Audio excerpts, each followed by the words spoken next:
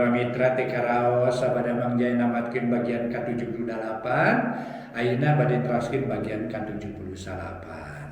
Naon cenah mangjaya dongeng para mitra? Dongeng enteng pangbeberah mana. Dongeng ieu dina basa Sunda para mitra janten mung urang Sunda we ngartos mah kitu. Aya ulang di luar gen kantosnya. Naon teh ngartos basa Sunda aya anu ngadagungkeun para mitra asal ngartos we kitu. Asal ngartos. Kitunya para mitra kana basa Sundana. Mangga para mitra atuh salajengna mangjaya bade ngahanca carios nyambung judulna Rusia Curug Cikidang karangan Ki Deksa. Ayeuna teh nincak bagian ke-78 para wargi mangga nyangakeun. Aduh, mangjaya ngaturkeun nuhun geuning urang Sunda nyebar ka mana-mana. Ningan pami di YouTube teh anu ngadagukeun di luar negeri geus seueur para mitra. Rupina urang Sunda nuju bumen-bumen ataupun bubuara di luar negeri mugi sing hasil maksan. Kade ulah nepi ka poho lembur matu banjar karang pamidangan para mitra. Ulah nepi ka poho ka lembur matu banjar karang pamidangan. Mangga nyangakeun dongengan judulna Rusia Curug Cikidang karangan Ki Deksa dina bagian ke-78. Wilujeng ngadangkeun.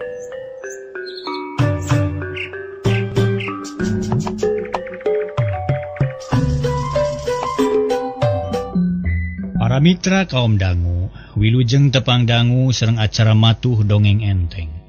Mangjaya sapara kanca bade nderaskeun hanca dongeng nu katunda carios nyambung judulna Rusia Curug Cikidang.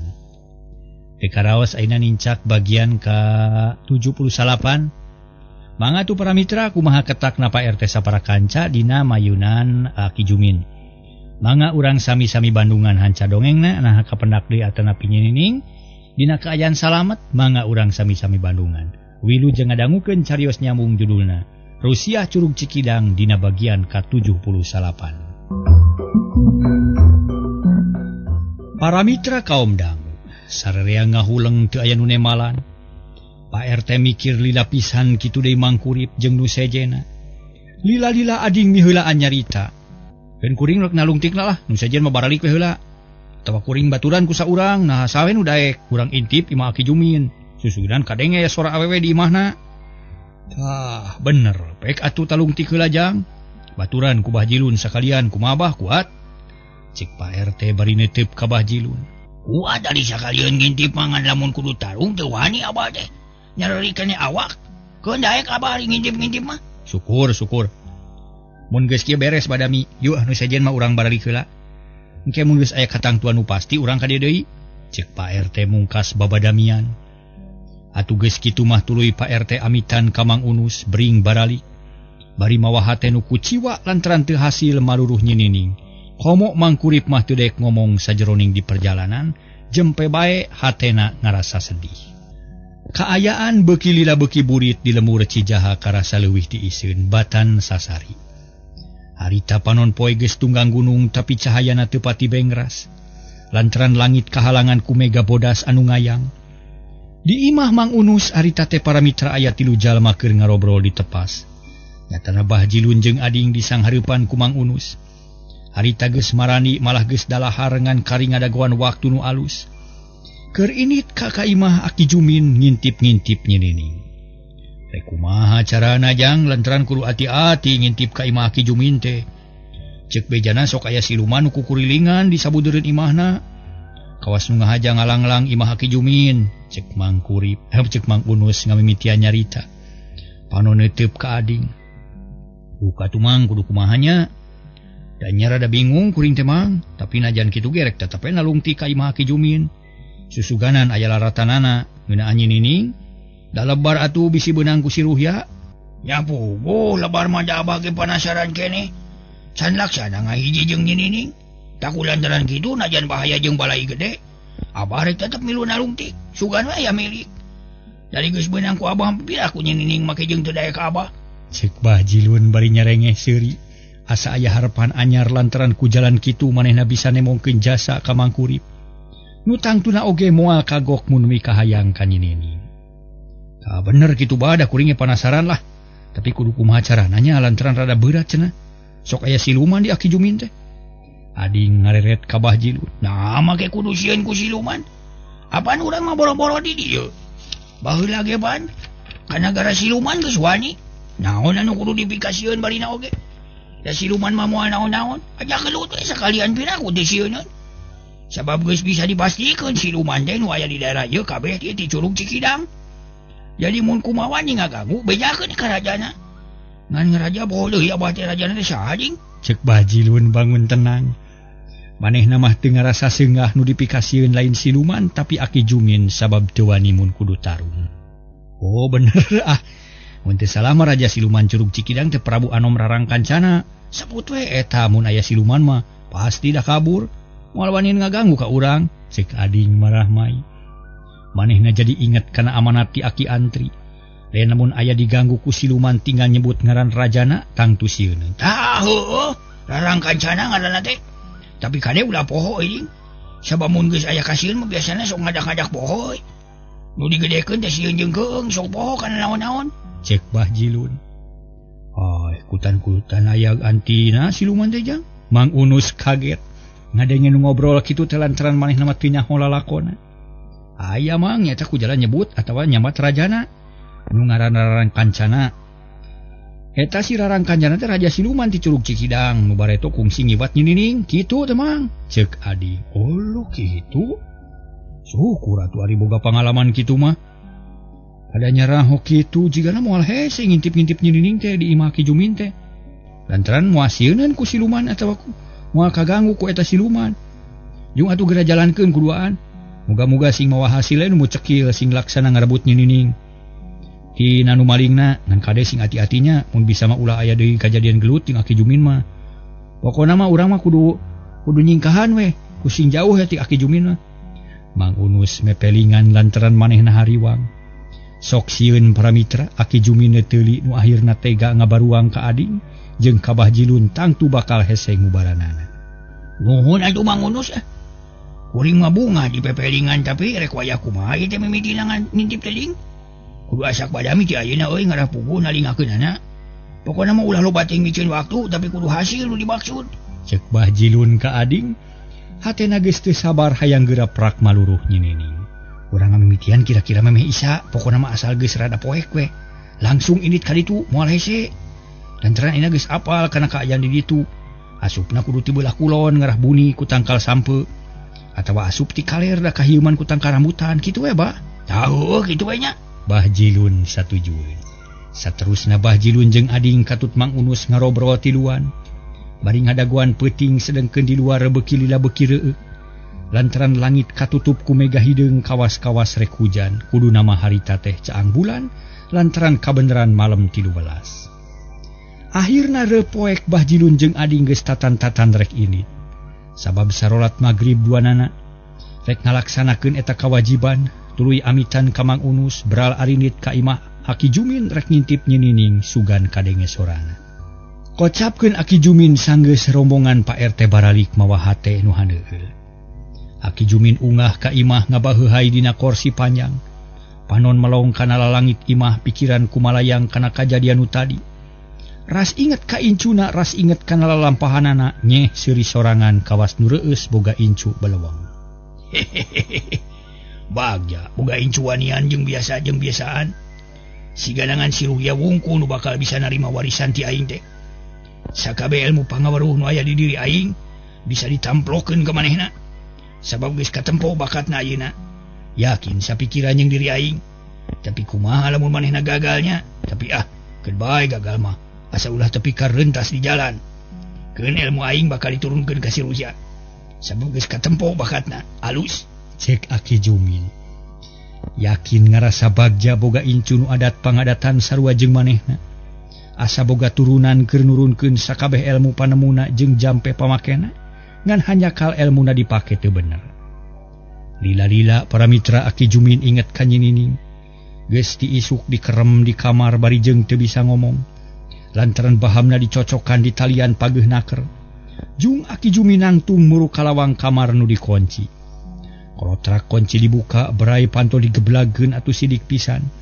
Di jero aya nyinining nu teu bisa nyarita lantaran dibekem ku lamak nu di talian. Leungeun di talian semet siku teu bisa laluasa gerak ngan ukur bisa usik saeutik. Malah aya dahareun ge teu dipalire lantaran teu hayang barang dahar, da hayang sote balik ka imahna. Nah ngahulang nyai, eta sangu teu di dahar atuh, teu lapar teu kurang deungeuna. Ulah asa-asa nyai mun aya ka hayang mah bebeja ka aki. Hayang dipangmuncitkeun hayang lauk emas, hayang naon nu sakira matak sugema. Hok nyarita ka aki ayeuna. Cek Aki Jumin bari neuteup ka Nyining, nu harita ukur molotot nemongkeun amarah, nu ngagolak minuhan dada. Tapi ka Aki Jumin teu bisa ngalawan, sabab boro-boro ngalawan ku leungeun ku carita ge teu bisa nu matak saukur bisa molotot bari ka kerot. Ulah ral subah geulis. Aki teh lain teu karunya, tapi lamun hidup teu dibekem jiga kitu, tangtu bakal kadengen ku batur. Nu akhirna nyai bakal dibarawa deui ka lemur Cibonteng. Ayeuna mah geura barang dahar sing seubeuh, ngarah teu jadi gering kana awak. Cek Aki Jumin bari kaluar ti kamar. Cepret panto dikunci atuh meuni rumenghap Nyining. Dalamun bahamna teu dibekemah cigana tali geus moal burung jejeritan menta tulung. Komo basa ngadengen ribut di buruan. Hatena geregeteun hayang ngajerit menta tulung, tapi teu bisa ngan ukur ngupat jeroning hatena. Nasib. Nah, kieu-kieu teuing aing teh bet diparengkeun patepung jeung aki-aki talanges. Ongkoh nitah dahar tapi sungut dicocokan. Nah lieur atawa kumaha aki-aki teh nya. Jabaleungeun ditalian matak geregeteun jeung matak gemes. Bapak jigana mah geus nyaho yen kuring aya di dieu. Hanjakal kuring teu bisa ngajerit. Nah kamana atuh ayeuna geuningan bet jarempe deui ye kuring tulungan Bapak. Kitu jumrit hate Nyining. Bari teu weleh ngumara Cipanon. Nyining teu walakaya keur mah aya di kamar nu dikunci pageuh. Ditambah deui ku leungeun nu ditalikung.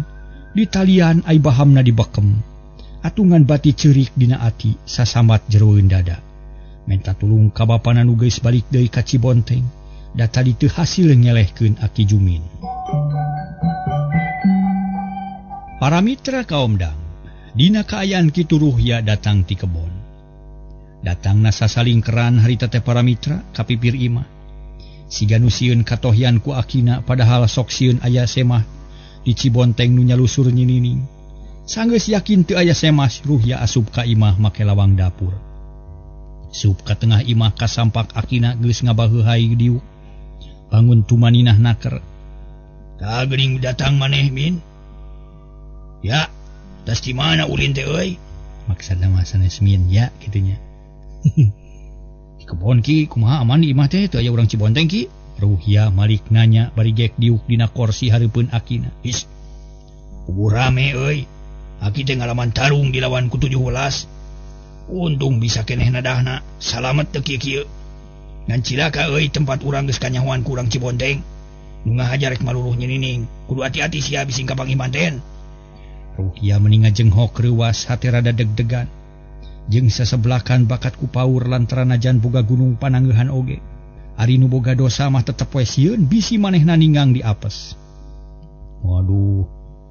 Kutan teh anu datang ki, teteh lah teu jauh jeung sangkaannya, yakin urang Cibonteng arawas matana. Bisa sidik kanu maling Nyining. Kakara geus tengah peuting aya di dieu geus anu nyusul. Kumaha mun geus kieu ki kuring mah jadi melang ieu bisi katohyan. Kieu euy. Nyining kapaksa ulah waka di Umar euy. Talian heula sarta kerem di kamar. Lantaran bisa anu datang ka dieu. Tadi ge untung Nyining teu nyuara. Cacakan mun bisa ngajerit cigana katohyan tadi ge euy. Ari tadi kumaha ki? Gaya nu hayang ngagaradah ka jero kitu. Da ceuk taksiran kuring mah moal burung curiga ka urang teh. Nya eta ge maksa rek asup ka imah. Nu dimaksud ngagaradah ka imah urang. Ngan ku aki kaburu dihalangan. Dibubudak cina jarauh. Kabeh ge beres, berkah, teu kungsi anu asup. Nyining teu kaburu bisa ngomong. Jadi keur sayeuna mah salamet ngan kari keur isuk bageto duka teuing ye. Ceuk Bah Jumin bangun hariwang keneh. Dan ajan manehna boga kakuatan oge tetep ai kasieun mah aya. Dikeun aya risalamet maki sugan we moal aya nu datang deui atuh. Sabab ari tadi mah teu aya nu ungah ka imah mah jigana moal nyangka yen aya Nyining di dieu. Tapi nya dan kitu ge ari ati mah perlu ki. Keunah urang kerem di bari dibekem. Ulah kaluar jeung ulah nyarita bisi aya nu ngintip ka dieu babakuna mah. Ruhya nyokot hiji putusan manehna rek tetep ngerem Nyining sangkan ulah kanyahoan ku urang Cibonteng. Aki Jumin panujuan pisan atuh geus kitu mah teu loba catur deui.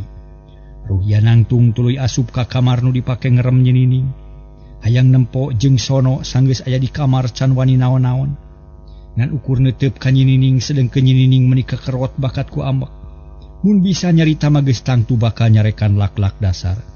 Bari ciciduh tapi hari tangan ukur molotot bari kekerot. Da pugu bahamna dibekem teu bisa nyarita pisan. Hehe. Wilujeng santen nyai lah kumaha da mang. Wayahna dikerem heula nya di dieu lantaran di luar can aman ieu teh bisi matak cilaka ka nyai babakuna mah. Ceuk Ruhya bari nyerenge. Panon gular giler pika keheuleu nalaktak para mitra ditenan ka aya nyinining. Malah menilila neuteub dadana. Nyinining ngadigidir nafsu panon ngaburilak bakat ku galak. Tuluy adug-adugan hayang ngalesotkeun tali tina leungeun. Tapi teu bisa. Kalah matak nyereri kana awak nempo kaayaan kitu Ruhya watireun. Mun teu sieun kanyahoan ku musuh mah tangtu dilaan talina, tapi sieun keneh bisi aya nu ngintip ka imahna. Kapaksa nyinining diantep heula. Ulah adu belajar wae nyai engke namahan nyeri kana awak. Ayeuna mah calik-calik we heula sing tenang we da engke ge geus tepi kana waktuna mah moal burung dibebaskeun ku akang teh. Malah urang senang-senang ka sawarga. Urang pangantenan jeung engkang. Hehe. Moal burung bagja geura urang teh lah hirup barengan rumah tangga ceuk Ruhya. Bari tuluy mundur deui bruk bantok kamar ditutupkeun. Ku nyinining kadenge koncina ngacepret meuni ngarahuh bangun singa. Kesang meuni nyorolok sakujur awak kaperes ku amarah nu ngagolak dina dada. Kurang ajar sia. Aing mah sidik babengokna nu maling ka aing teh geuning si Ruhya. Nu kungsi ngalamar ka aing teh luh teu sangka. Bet bakal kajadian kieu. Paingan bapa jeung emak meuni hariwangeun pisan ka aing teh. Da meureun geus kapikir ku bapa mah. Tapi ayeuna geus lain waktuna keur mikiran hal eta. Ayeuna mah aing kudu mikiran cara nu hade pikeun kabur. Nah pura-pura bogoh atau kumahanya. Lantaran lamun aing tetep nemongkeun sifat kasar jigana bakal terus dikerem siga kieu. Ceuk gerentes hate nyinining. Bari ngararasakeun kacape urut barontak. Tapi teu mawa hasil kalah kanyeri awak jeung leungeun ambekan ngahegap. Kaayaan di luar beuki lila beuki burit malah lila-lila mah panon poe surup. Mubus ka tukangeun gunung. Beuki tereh buritna nu akhirna berai cahaya layung hibar ngabeberah nu kumulenang di alam dunya. Samemeh ditinggalkeun ku caang, leungit cahaya layung. Alam teh poek jangjang peuting meber, nyibutan buana pancatengan. Di lemur Cijaha karasa simpe jalma-jalma geus ngarampih. Daya nu ngulampreng wanci kitu komo di imah Aki Jumin mah. Harieum ku tatangkalan jeung pernah nasisi kebon awi. Beuki keung karasana sabab gandeng ngan ukur sora gaang jeung jangkrik. Ditema ku cari cangkas jeung simut gadung. Kalah matak namahan ketir asa jauh tina pilemburan, teu beda jeung di leuweung bae karasana teh. Lila-lila para mitra langlit bengras, bentang geus mimiti taremong. Mapaesan langit kulawu beuki lila beuki loba. Meuni baranang di langit pating kariceup matak waas, ngan bulan can biji lakuduna mah keur aya di wetan. Ngan harita beulah wetan katutup ku mega hideung. Ngagu gunung jiga ngahajak miningan bulan ulah nyaangan buana.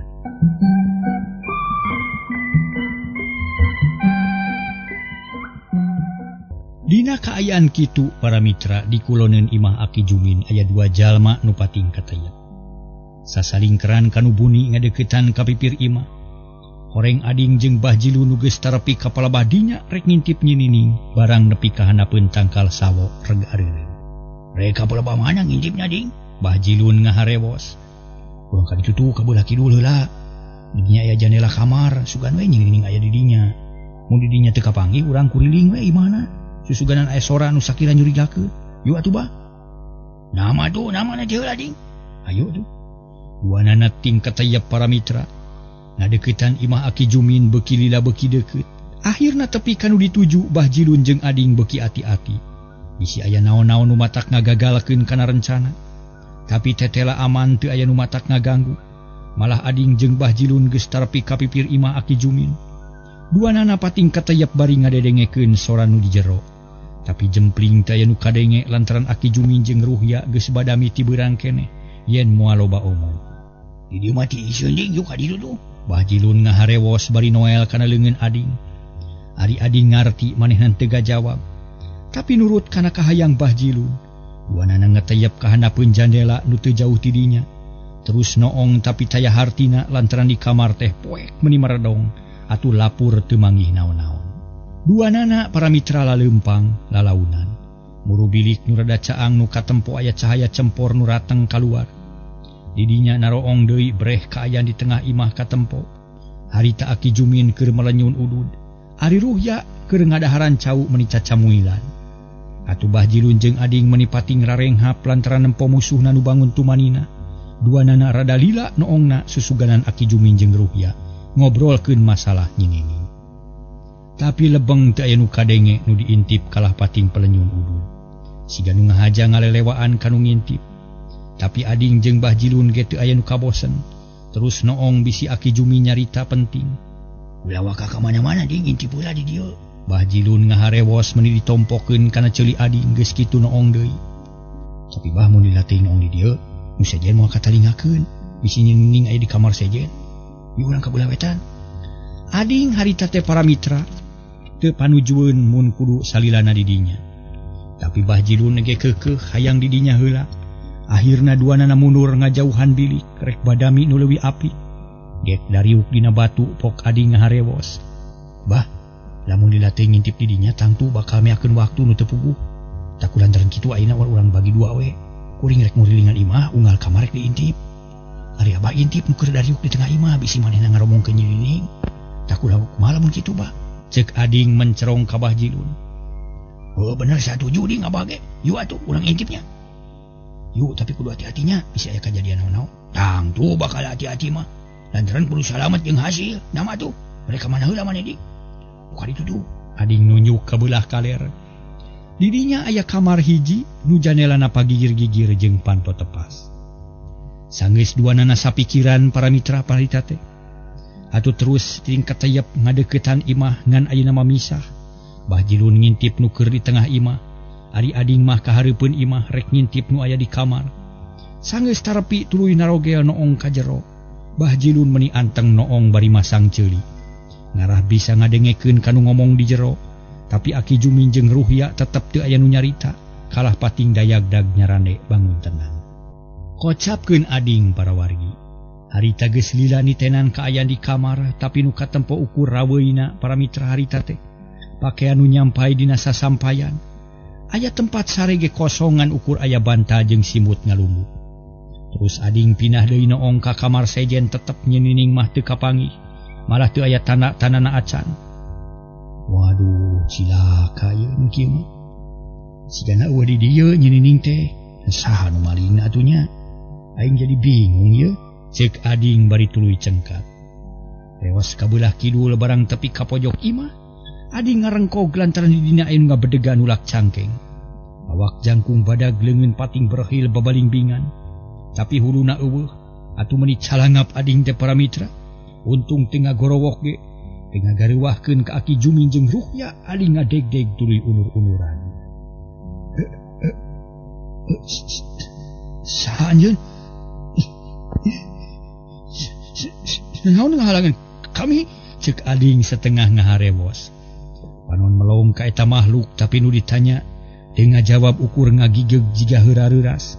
Leungeun obah lalaunan suku ngalengkah bangun heuras tuur jeger teu bisa loncer jiga biasa. Hah? Naon ieu teh? Setan atau siluman? Manusia atau jin? Ading nyarita beuk tarik. Panon buncelik sakujur awak ngadeg-deg sarta teu karasa kesang tiis nyorolo. Ali puru-punuk pating puriding meuni asaka nela.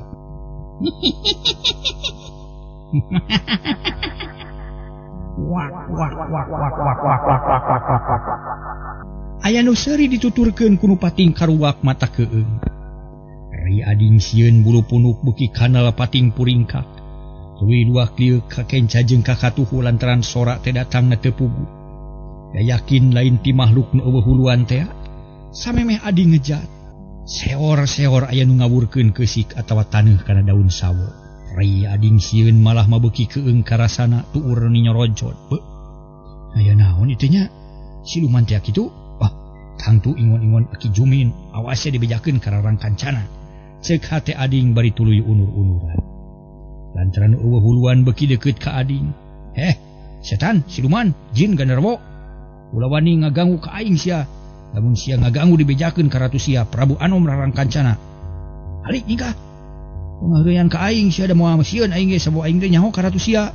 Cek ading bari tuluy nyiduhan ka eta makhluk. Aneh bin ajaib para mitra. Nya atuh les makhluk cangkung badag teh eueuh huluan teh leungit. Canggerek jadi bangkong budug sagede peureup tuluy acrog-acrogan ngajauhan ading. Les ngaleungit kahalangan kudang daunan. Tapi mira geuning teh tela nya amanat aki antri teh. Sebut ratuna mah kabur setan teh. Tapi aneh nam jadi bangkongnya. Tapi mang sebodo teuing nu penting mah ulah ngaganggu we ka aing na. Cek ading jadi regreg, hatena teteg jadi timbul kepercayaan kana dirina. Tuna pengalaman ading harita para mitra kocapkeun Bahjilun. Harita Bahjilun keur nogel noong ka jero nalingakeun Aki Jumin jeung Ruhya nu keur dariuk bangun tenang. Sakitu geus lila tetep teu aya nu nyarita mata kesel ngadagoan. Kurang ajar. Napi ieu atuh kumaha si Aki Jumin teh? Teu bisa nyarita. Teu disada kawar ke silih baeudan si badul teh. Dibut saledan teu disebut nyaring da teu ngomong. Uyuhan ge cangkeul aing cangkeul ya. Ceuk hate Bahjilun bari kakedep. Sukuna geus mimiti cangkeul para mitra sadaya. Harita teh jeung sing sireumeun tapi tetep nogel jiga nu panasaran. Keur kitu cep aya nu ngarampak kana punuk tiis meuni nyecep kebeg Bahjilun ngarenjang. Tuluy malik tapi teu aya naon-naon rei bulu punuk Bahjilun muriding meuni asa kana lepating sariak panas tiris. Ai nah saha ieu? Nanaonan sia ngarampak punuk aing? Cek Bahjilun para mitra sadaya. Bari ngushap harita teh punukna. Panon rarat-reret ka unggal pojok tapi teu aya nu katempo iwa tidang daunan. Beuki sieun Bahjilun teh bisi aya deui nu ngabongohan hatena mimiti peot teu wani. Teu aya kawani suku ngaleper jajantung ratu. Beungut asa pating sariak panas tiris. Barang keur ngahulang kitu cikikik aya nu seuri di kolong. Di jauh ti Bahjilun nu keur nangtung kebeg Bahjilun ngarenjang tuluy loncat ngajauhan imah bisi dibetot ku jurig kolong.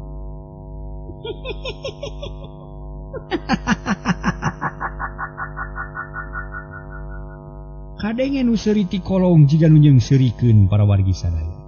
Ka Bahjilun nu luncat sieun. Tubuh Bahjilun jadi leuwih sieun lantaran asa aya nu nalingakeun ka manehna. Tungtungna belecet lumpat teu inget kana tugas, tapi lumpat murut tangkal sawo nu ngarunggunuk tukangeun imah Aki Jumin. Barang tepi kadinya breh teh. Aya nu nangtung jangkung gede awak bodas meni ngeplak siga kapas. Rem Bahjilun eureun awakna ngadeg-deg bakat ku sieun. Panon burial buncelik leungeun rangah sungut calawak rek ngagorowok teu bisa. Wah. Wah. Wah. Siluman seuri di selangkuk wak-wakan pugu Bahjilun beuki soak. Lantaran sora kadenge ku Bahjilun mah meuni seah ka mana-mana. Sukuna geus teu bisa dijelengkahkeun leuleus taya tangan pangawasa lir anu dipupul bayu. Waduh, obat deui. Nah jadi kieu ya. Ayo. Ieu teh siluman. Naon nya? Ceuk hate Bahjilun dina hatena. Rek nagero bibir asa dirapet, tikoro asa garing karasana peures hese ngomong. Siluman nu ngaheureuyan ngadeuketan jiga nu atoh nempo Bahjilun moyongkon. Cikikik seuri deui sora ngirung mata kukurayeun, tapi sorana para mitra. Jadi ngagerem handaruan kawasung haja diulinkeun. Sora pating saleor ka unggal pojok malah asa ngageter kadengena ku Bahjilun. Matak ngaruntagkeun hate. Waduh, beurang mah beungeutna bakal katara sepa. Ari panon molohok ka makhluk bodas nu jangkung badan. Nari di sia manusia, mun balik dihakani sia kuai. Ai nyingka, nyingka. Cek hiji sora datang teuing ti mana da teu puguh kadengena. Ngan bareng jeung kitu makhluk anu jangkung badag ngancungkeun leungeun ka luhur. Mata bolotot ka Bahjilun anu ngaleper beuki sieun. Tungtungna Bahjilun ngarempeyak teu kuat nangtung. Repeureum gak geus soak teu kuat disingsieunnan kitu. Bajilun tipe perket meremkeun panon hayang ulah nempok ka eta makhluk. Ari hate lelenyapan bujur rempodan menigeus asagep diranggem ku siluman nu harita beuki deukeut. Cep aya nu karasa kana pipi tiis meuni nyerep kana tulang. Bajilun murungkut jajantung ratug hate asa lelenyapan geus teu ngaharepkeun kana salamet meuni wer-werean ki ibrat.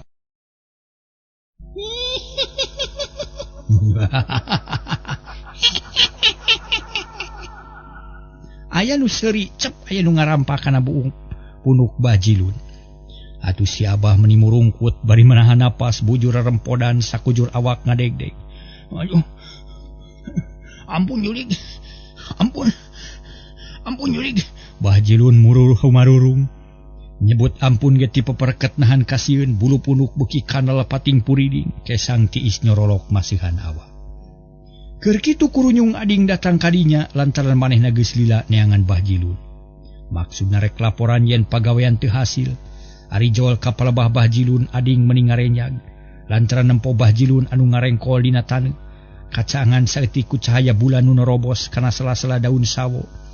Ku ading mah teu katempo yen di dinya aya nu ngabedega mabelegbeg bodas. Aya ge tangkal mahoni nu nanggeuh kana tangkal sawo. Sigana mah kakara meunang ngala rek dijieun tihang. Kunaon si Awah ngadon ngagorer di dieu? Paingan diteangan ka ditu eueuh palang siang aya nu ngabinasa ye, cek ading. Bari ngadeuketan ka Bajilun. Tuluy nagog bari nepak pingping Bajilun. Bah, kunaon bah? Kalah ka ngadon sare di dieu. Gebeg Bajilun ngarenjag. Tuluy murungkut bari humarurung. Aduh, ampun Jurig, ampun setan, kuring mah ampun. Nah, meke ampun ka Jurig jeung setan Abah. Ieu mah kuring buru-buru hudang urang badami. Cek ading hayang seuri. Lantaran kalakuan Bajilun jiga lain kolot ditanya kalah humarurung bari ampun-ampunan. Ari sabab Bajilun keur dikawasa ku rasa sieun. Jadi kadatangan ading ge nyangkana mah siluman atawa Jurig. Naon Jurig? Saha ngaran maneh teh sanyana? Bajilun nyarita. Kuring mah ading lain Jurig. Naon? Jurig mah Jurig we sia diriwa, siluman montong ngaku-ngaku si ading. Halik nih kasih, ulah ngaganggu ka aing. Aing mah sieun deuleu. Bajilun murungkut bari meungpeun bujurna nyemplok. Sok tarapugu si Abah. Ieu bah udang ya. Ading nepak bujur Bajilun atuh meuni ngarempot Bajilun terus cengkat lalaunan mung hanjakal waktosna ka bujeng se.